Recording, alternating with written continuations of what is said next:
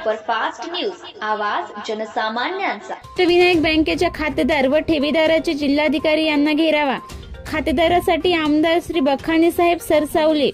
यवतमाळ। सविस्तर वृत्त असे की आज दिनांक 13/8/2025 रोजी यवतमाळ जिल्हा अधिकारी कार्यालय नेर येथे नेर तालुक्यातील अष्टविनायक अर्बनचे सर्व खातेदार ठेवीदार यांनी वारंवार निवेदन देऊन सुद्धा खातेदाराचे जमा पैसे मिळाले नाही आणि बँकेचे संचालक मंडळ कोणतेही गुन्हे दाखल करण्यात आले नाही।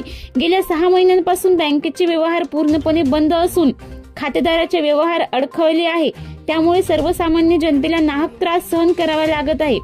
बरेचदा जिल्हाधिकारी कार्यालयात चक्रा मारून खातेदार ठेवीदार त्रस्त झाले। पण काल जिल्ह्याच्या दौऱ्यावर असलेले महाराष्ट्र राज्य रोजगार हमी समितीचे सदस्य माननीय श्री राजूभाऊ बखाने, आमदार हिंगणघाट वर्धा यांच्या जवळ आपल्या वेदना मांडल्या। त्यांच्या मार्गदर्शनाखाली आज माणिकवाडा येथील खातेदारांनी जिल्हाधिकारी साहेब यवतमाळ यांना घेरावा टाकण्यात आला। त्यावेळी सन्माननीय आमदार श्री बखाने साहेबांनी हा प्रश्न महाराष्ट्राचे मुख्यमंत्री श्री देवेंद्र फडणवीस साहेब यांच्याकडे मांडणार अशी ग्वाही खातेदारांनी दिली।